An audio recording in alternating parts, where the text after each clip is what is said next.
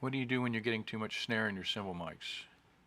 I consider the overhead cymbal mics as like the drum sound, The the whole upper head top of of the the drum drum sound. set. The whole drum set's So up. there's not really mics on the cymbals. Right. Well, yeah, right.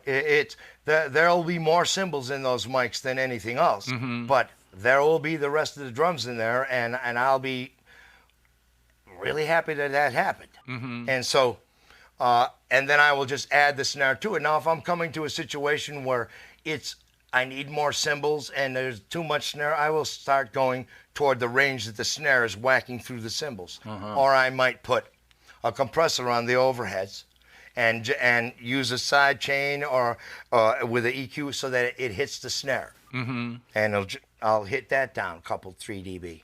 What if you were doing a bebop type recording and the drummer was playing on the cymbals real lightly with brushes? Well, it'll all be about the level, and that would be even more. The overhead would be a bebop thing. The overheads would be the most of the drum sound Almost and the the bass whole drum sound. added to it. Yeah, and then if you needed a little bit from the snare, you bring it in.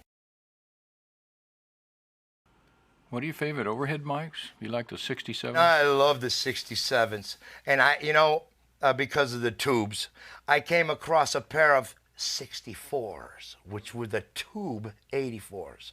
I came across a pair of those in South Carolina, and I thought they sounded great. Mm-hmm. I like 89s on overheads too, the Neumanns. These are smaller capsules. They look like 87 Baby Brother, Mm-hmm. and they sound wonderful. Uh-huh. It's all just really nice, high quality condensers, Mm-hmm.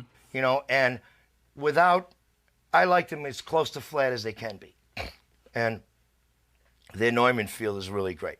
So how close to the cymbal do you put the cymbal mic? Oh, no. I will be about a foot and a half. Foot and a half. Yeah. Yeah, from when I'm over the cymbals. If a guy's using 2 cymbals, if he starts using more, then I will tend to get a little higher and less definite about an individual cymbal. If a guy's got a bunch of cymbals going around, I'm not going to put a mic on every cymbal. I'm going to find a placement that'll work, and maybe then do like a fill mic on the ride, because a ride is going to be very, very soft. Mm-hmm. And so the idea is to have that fill mic that you can bring in, but you wouldn't leave it in all the time. So What do you like for room? rooms, I like a nice condenser, nice large condenser microphone, and I've used 414s on rooms. I love these M49s. I just like a large condenser microphone. Though I have read about people that really like ribbons on rooms, and I'm looking forward to trying that. I'm always experimenting with room mics because that is also part of the moment in time. I mean, for the longest time, these guys were talking to me last night about somebody cutting a track and having the drummer not play the cymbals, and I'm like, that's abnormal.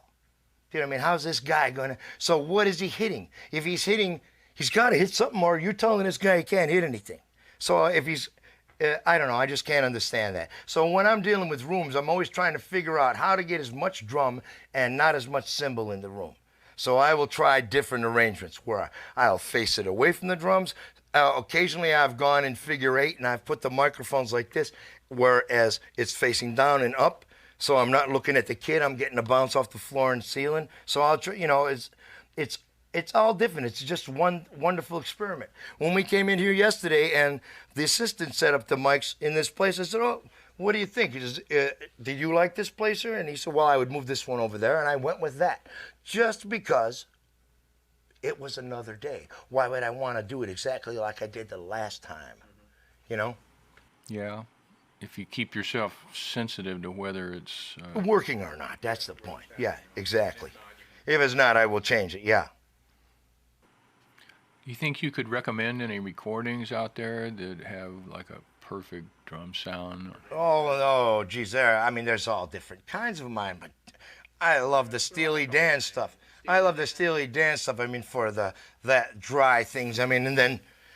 Listen to insane Led Zeppelin drum sounds, and there's many, many wonderful. That's what I like about the drum kit is I really like the fact that the drums change every day. I mean, it used to really upset me. Hey, I had these things great yesterday. What happened?